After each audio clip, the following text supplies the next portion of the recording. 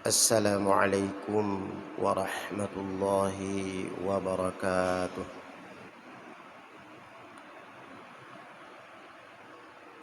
Hamdan syukran lillah, salatan wa salaman ala rasulillah, sayyidina wa maulana Muhammad bin Abdillah wa ala alihi wa sahbihi wa man tabi'ahu ila yaumil qiyamah, amma ba'du.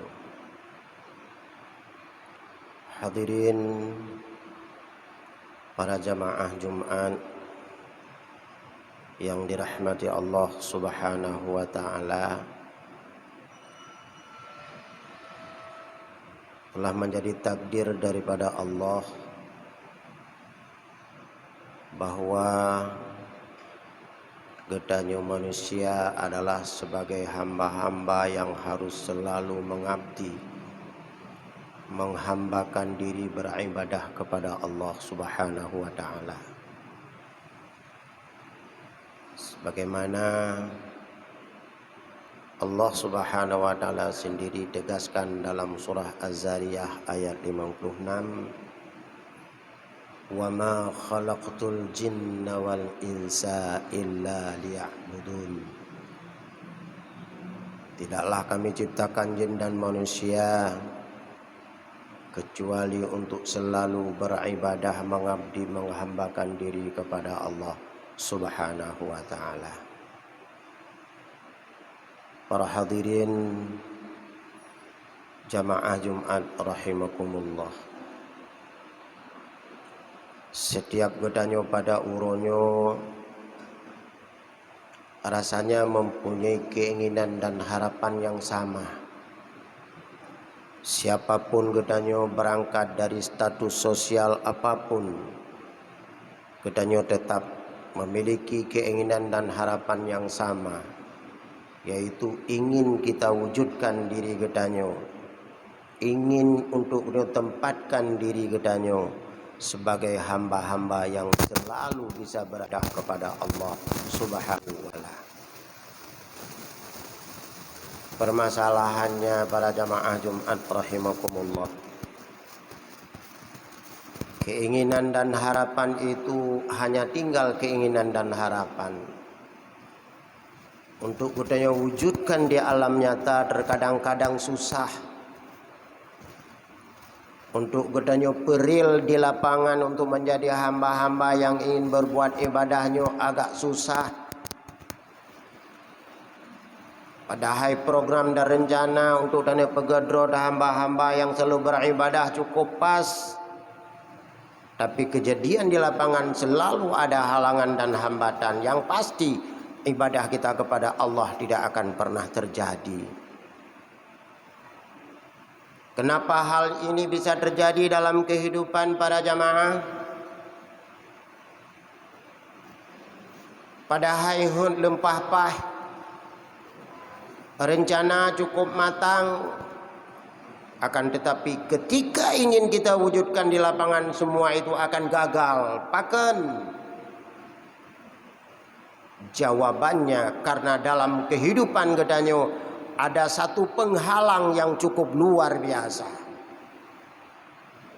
di mana penghalang itu selalu menggagalkan rencana dan program gedanya untuk ibadah kepada Allah.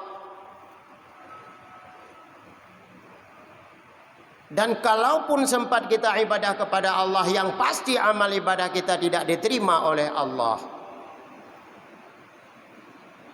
Itu tugas daripada penghalang tersebut para jamaah. Hadirin yang dirahmati Allah, para jamaah Jumat yang berbahagia, penghalangnya sehingga begitu besar pengaruhnya dalam konteks kita ibadah kepada Allah. Hana yang lain para jamaah Jumat, kecuali itulah yang namanya dosa. Durhakanya kita kepada Allah, maksiatnya kita kepada Allah, ingkarnya kita terhadap perintah Allah, maka semua itu yang berefek kepada dosa, dan dosa itulah yang selalu menghalangi proses kita ibadah kepada Allah.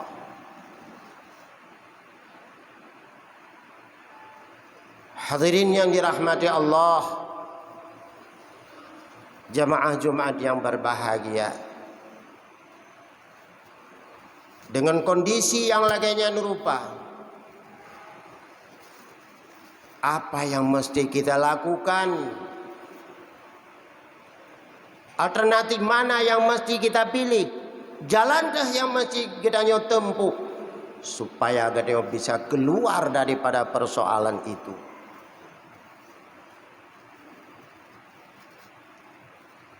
Yang perlu kita pahami para jamaah Jumat yang dirahmati Allah, dosa yang pernah kita lakukan itu akan menjadi sebuah energi, tapi energinya itu adalah energi-energi negatif, di mana energi negatif itu akan ditarik negatif-negatif yang lain dalam kehidupan, dan akan menghambat sesuatu yang positif-positif yang lain. Maka hana pilihan yang lain untuk bisa menetralisir keadaan yang lainnya kecuali dengan melalui gedeotameng dalam program taubat kita kepada Allah Subhanahu wa ta'ala. Hadirin yang dirahmati Allah, kenapa itu pilihannya? Apakah hanya pilihan yang lain untuk bisa keluar daripada persoalan ini? Imam Al-Ghazali rahimahullahu ta'ala, para jamaah, pernah sampaikan, alaika bitaubah, mesti kepadamu harus tamang dalam program taubah. Untuk apa?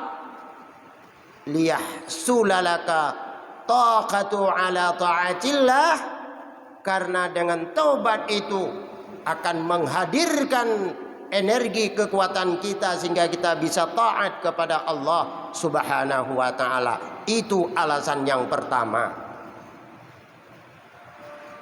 Pertanyaannya, seandainya hana lung taubat, apakah hana mampu lung berbuat ibadah kepada Allah?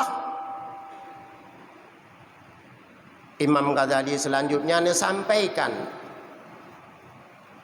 li'anna syu'uma dzunub yurithul hilman wa yaqibul khazlan. Sesungguhnya kehinaan dosa itu akan mewarisi terdindingnya gedanya dengan Allah Subhanahu wa ta'ala. Maka berapa banyak gedanya kalian dalam kehidupan para jamaah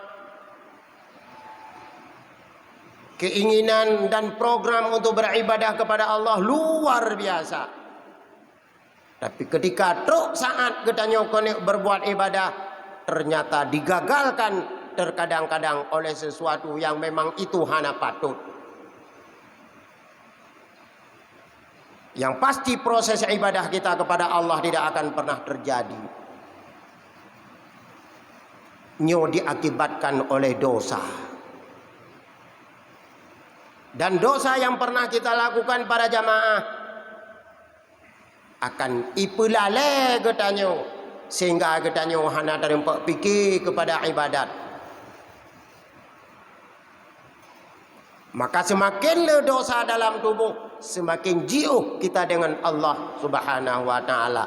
Semakin le dosa dalam tubuh, semakin mudah kita dalam menciptakan dosa-dosa yang baru.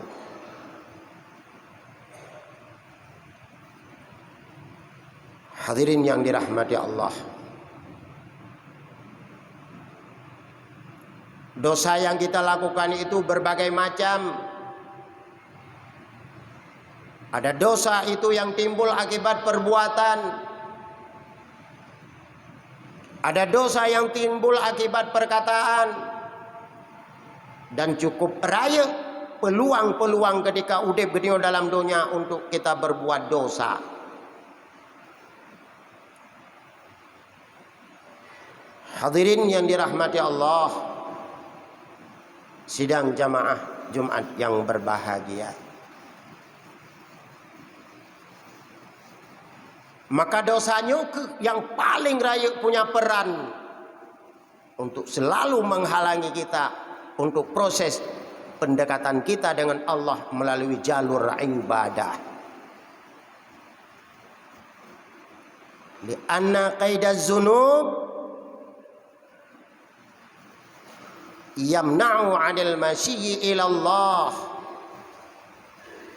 Karena ikatan dosa itu akan selalu menghalangi seorang hamba untuk berjalan menuju zatnya Allah Subhanahu wa ta'ala. Pada hari kadru kena masjid, azan telah dikumandangkan kitkana alatan bahsi atri. Pada hari puasalah azan kadru getanyo kana bak pintu masjid tatamong tatui semayang dan semayang berjamaah selesai. Tapi ada saja alasan alah bahsi atri. Bahkan selama kalam asar sabi-sabi mantang luhu. Tatete Allahu Akbar asar yang luhu kalewat. Kenapa bisa itu dalam kehidupan katanya terjadi?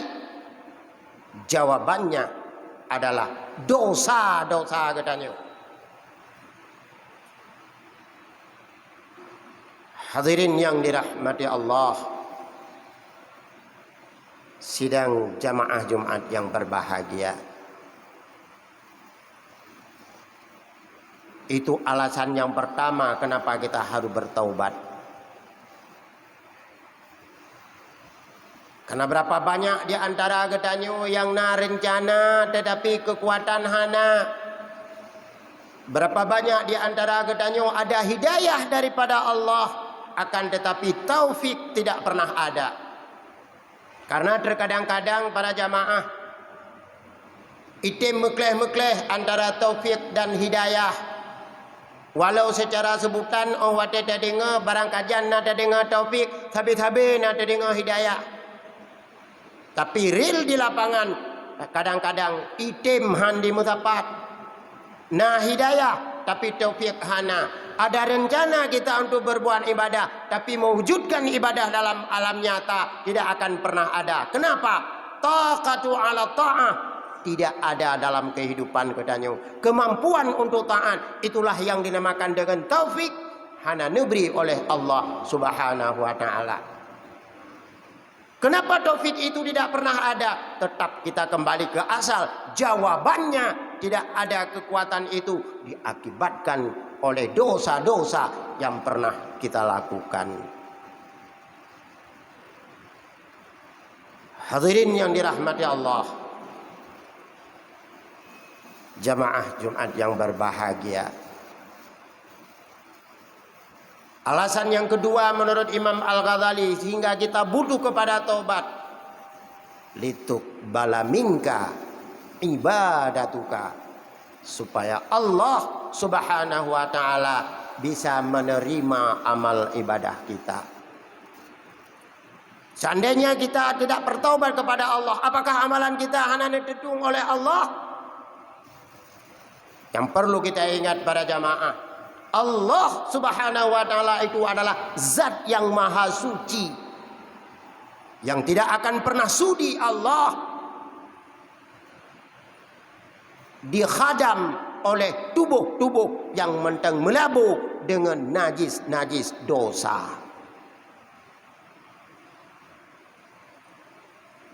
Hadirin yang dirahmati Allah, maka oleh karenanya hana pilihan yang lain kecuali dengan kita kembali kepada Allah melalui jalan taubat. Caranya tergantung kepada kemungkaran dan dosa yang kita lakukan itu modelnya apa.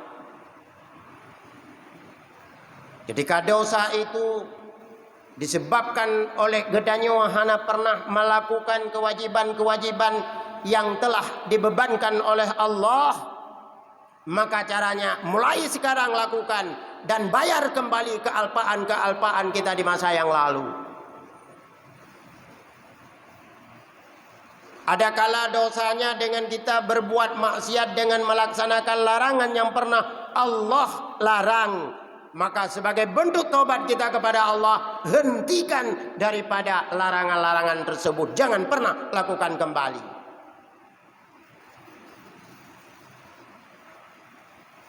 Dan ketika dosa yang kita lakukan itu adalah kepada sesama hamba, maka caranya cari ridha dan keikhlasan daripada orang-orang yang pernah kita berbuat dosa padanya.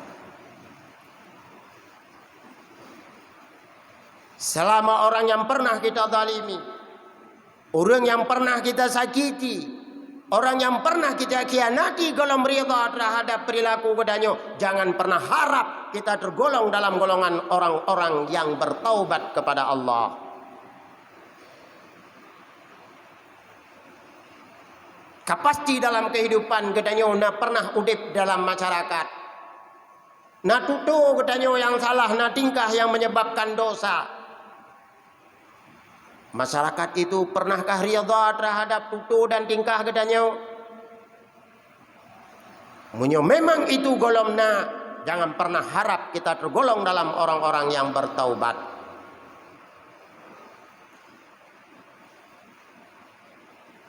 Walau pada uronyo kedanyo cukup tahu ngamutijit. Oh wadata sujud nahi sujud naik tebit bebe palit musalla batala tu. Tapi memang orang yang pernah kedanyo zalim, yang pernah kedanyo khianat dalam ridha, yakinlah para jamaah kedanyo golong roh dalam golongan orang-orang yang taubat. Ada satu hadis yang pernah diriwayatkan oleh Ibnu Umar,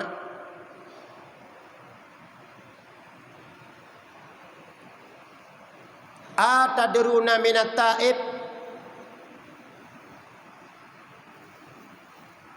ditanya oleh Rasulullah kepada para sahabat,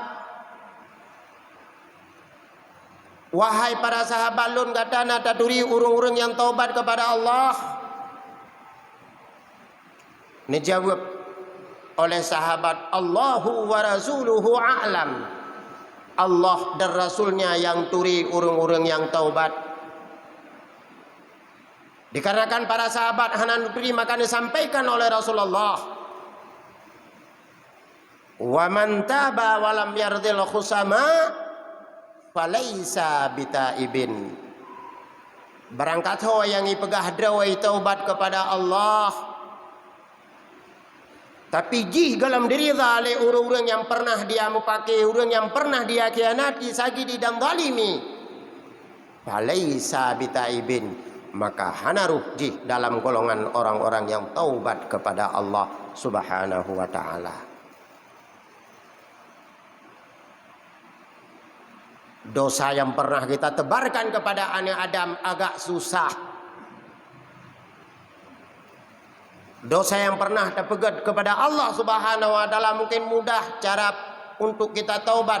Allahu Ghafurur Rahim. Allah Maha Pengampun, Allah Maha Kasih Sayang. Tapi ingat, haqqullah mabniun alal musamahah wa haqqul adamiyyin mabniun alal musyahah. Munyo hak Allah Subhanahu wa taala mungkin dasarnya maaf pemaaf, tapi munyo hak sesama anak Adam manusia nyo agak dibacut. Hadirin yang dirahmati Allah, sidang jamaah Jumat yang berbahagia, nyan munyo dosa yang pernah gedanyo laksanakan kepada hamba. Hadirin yang dirahmati Allah, jamaah Jumat yang berbahagia. Dan ketika gedanyo pada uronyo kata tamang dalam program taubat, nyupu yang gedanyo butuhkan, sehingga taubat kita kepada Allah itu bisa jadi permanen. Baik sampai lagi taubat-taubatnya urung pajuh sampai. Tengah pajuh sampai, tengah keurang mandang hang ke pajuh le. Tengah dah ke pajuh buka dengan gelam. Karena le urang taubat pajan wadai mekarat. Taat kena pernikahan ni nyan wadai nyan katingan ke taubat. Jak bak tungku imum. Untuk puak, untuk yang mernawa mangan IDB sertifikat. Mengajar ke daftar nikah bak KUA. Taubat siat. Tapi seiring dengan pesta wadai pleh tenda nyan ke wadai nyan laju iwa penyakit herd. Nyot taubat hana permanen.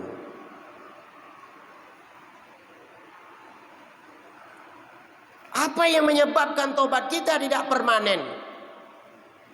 Sehingga banyak dakalan taubat-taubat wadai mekarat. Begitu gadah mekarat. Taubat nyan kahanali. Kawa penyakit herd. Dikarenakan getanyo hana tatameng dalam mukaddimah taubat. Ibarat pegawai hana prajabatan. Maka baru dianggap jabatan getanyo 100% menyo pegawai negeri. Tetap prosesnya harus ikut prajab. Begitu pula dengan persoalan taubat para jamaah Jumat rahimakumullah. Untuk bisa mewujudkan taubat kita permanen hingga kita kembali kepada Allah, dosa yang pernah kita lakukan tidak akan pernah kita lakukan kembali. Ada penyesalan di dalam hati. Dan yang paling pokok, ada janji kita dengan Allah tidak akan pernah mengulangi kembali. Talakukan mukaddimatut taubat. Pra taubat menyo bahasa lewetnya. Pra taubat ada 3. Yang pertama, hadirkan dalam hati kita sesungguhnya yang namanya dosa itu adalah sesuatu yang cukup bro, yang hana nilai kebaikan meubeopi. Itu yang pertama. Dan kondisinya sangat-sangat berpengaruh. Ibarat hira orang mujudi mampu hadirkan dalam kehidupan, dalam hati, dalam benak pikiran yang namanya judinya adalah sesuatu yang cukup bro, yang hana nilai kebaikan mebiuk. InsyaAllah nyohan akan guwali kepada judi tersebut. Akan tetapi ketika sira urang mujudi kage piuh mujudi, tapi sigaga mantang tingan ke wate menang uronyan de ke kem dirau ge, yakinlah para jamaah lambat tapi pasti tetap dia akan kembali kepada judi tersebut. Itu yang pertama. Kemudian yang kedua, yakinkan dalam hati sesungguhnya efek daripada dosa itu adalah azabnya Allah Subhanahu wa ta'ala. Karena apa yang pernah kita lakukan pada hari ini perlu pertanggungjawaban di hadapan Allah.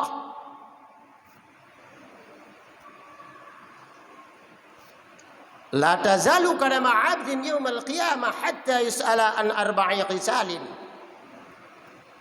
Han akan meicu gaki hamba tinggal horo kiamat sehingga Allah nelakaya boh pertanggungjawaban an umrihi fima abnahu, tentang umuho tapake, wa an jismihi fima ablahu, tubuh yang kali pernah Allah beri ho gedanya pergunakan, wa an ilmihi ma amila bihi, tentang ilmu yang ada apa yang telah kita lakukan dengan ilmu itu, wa amalihi min aina iktasabahu wa fima anfaqahu, tentang persoalan harta, dari mana kita dapati harta itu dan kemana kita nafkahkan. Ho dapabe rezeki yang kali Allah beri. Hadirin yang dirahmati Allah, para jamaah Jumat yang berbahagia, dosa yang pernah kita lakukan tetap akan beresiko. Resikonya apa? Itulah siksanya Allah Subhanahu wa ta'ala. Hanpre mungkin ketika udah dalam dunia agak mudah, itu inspektorat kena kampung nyanda pupah juga batin pampet bak kupi batin pampet kupi sinan dah tetel hana truk kena kampung. Tapi ingat, inspektoratnya Allah Subhanahu wa ta'ala hana perle makan, hana perle minum, tetap akan geperiksa hamba, han akan mutilap bayar rupiah. Itu yang perlu kita yakini. Dan yang terakhir, yang namanya azab dan siksa Allah, han akan mampu gutanyo dun, han akan bisa mampu gutanyo hadapi nantinya di yaumil qiyamah. Nyoleh perkaranya harus mampu kita hadirkan dalam hati, dalam perasaan, dalam kehidupan. Insya Allah taubat kita akan permanen. Tapi selama leh perkaranya hana, yakinlah mungkin nyokun Aceh ada tukum mana tengahnya tengah hana pas suasana piuh dia siat wadai kapas suasana wabak terdendri takalan bandar narkoba pakan Allah lihat kai damang lau karena kai dia ukuran siksa dan azab wadai truk dalam penjara, maka diulang lau menangkap dosa katanya dengan Allah. Ketika dalam anggapan katanya mampu taden azab, tetap akan terpuput. Tapi ketika mampu katanya hadirkan dalam hati azab Allah Subhanahu wa ta'ala, han hati taden dan katanya han mampu, insya Allah alhamdulillah taubat katanya kepada Allah akan jadi ketaubatan nasuha, taubatan zahiran wa batinan. Zahiran berhenti daripada dosa yang lagi kita lakukan. Batinan ada penyesalan dalam hati dan berjanji kita dengan Allah dan dengan diri sendiri tidak akan pernah tawa kelai kepada dosa itu sendiri. Nyo akan permanen dan ketika kita nyo karuh dalam golongan orang-orang yang taubat, insya Allah Allah Subhanahu wa ta'ala zat maha pengasih, zat maha penyayang, zat maha pengampun akan nerima taubat katanya. Ketika Allah nerima taubat katanya, alhamdulillah ketika kita mohon untuk mendapat surga Allah, Allah akan diberi. Dan ketika kita berharap Allah menjadikan kita bahagian orang-orang yang bertakwa, orang pubut suruh pujuh tegah, yang larangan Allah beda kerja, boh mekea, boh melikut, boh dalam pengeh, boh dalam tuput, insya Allah akan terwujud. Kenapa? Penghalang dalam kehidupan gedanya kahanali. Akhirnya kesuksesan hidup di yaumil qiyamah akan menjadi milik gedanyo. Karena hana model kesuksesan di yaumil qiyamah kecuali zuhziha anin nar wa udkhilal jannah, ketika Allah nepejo gedanyo dari neraka dan nepetamang gedanyo di dalam surga. Hadirin yang dirahmati Allah, maka jalan paling mudah untuk mencari surganya Allah itulah dengan takwa, dan takwa itu akan ada ketika kita terbebas daripada noda-noda dosa. Maka Allah pernah mengatakan wasari'u ila maghfiratin mir rabbikum wa jannatin 'arduha as-samawati wal ard uiddat lil muttaqin. Segeralah kamu mencari pengampunan daripada Tuhanmu, itulah taubat. Dan saat itu baru kamu boleh mencari surganya Allah yang luasnya melebihi langit dan bumi, di mana surga itu Allah persiapkan buat orang-orang yang bertakwa. Hadirin yang dirahmati Allah, sidang jamaah Jumat yang berbahagia, mungkin itulah sekedar kesimpulan daripada mau'izah singkat daripada khatib pada hari Jumat yang berbahagianya. Semoga Allah Subhanahu wa ta'ala bak beri manfaat jid kemana-mana kepeingat, khususnya kepada khatib sendiri yang pegah pada khususnya, dan kepada para jamaah pembandung pada umumnya. Khatib lakukan maaf di atas segala kesalahan dan keterbatasan. Sekaligus khatib ucapkan terima kasih Lihat ya segala perhatian.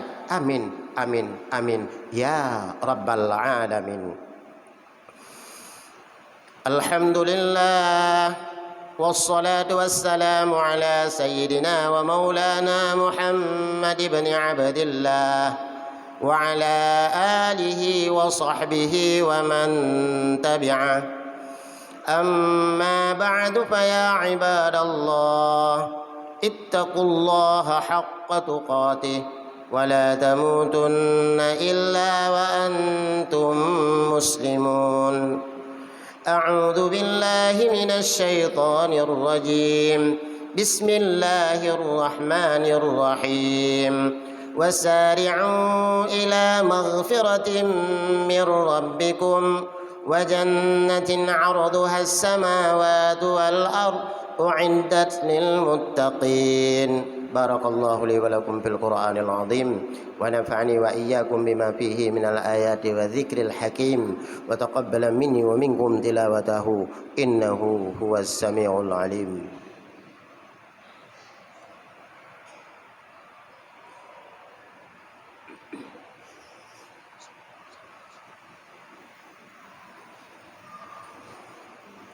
الحمد لله والصلاة والسلام على سيدنا ومولانا محمد بن عبد الله وعلى آله وصحبه ومن تبعه. أما بعد فيا عباد الله اتقوا الله سرا وعلانية وقد تفوز يوم القيامة. أعوذ بالله من الشيطان الرجيم بسم الله الرحمن الرحيم يا أيها الذين آمنوا لا تلهكم أموالكم ولا أولادكم عن ذكر الله ومن يفعل ذلك فأولئك هم الخاسرون. اللهم اغفر للمسلمين والمسلمات والمؤمنين والمؤمنات الأحياء منهم والأموات. ربنا آتنا في الدنيا حسنة وفي الآخرة حسنة وقنا عذاب النار برحمتك يا أرحم الراحمين. ولذكر الله أكبر والله يعلم ما تصنعون.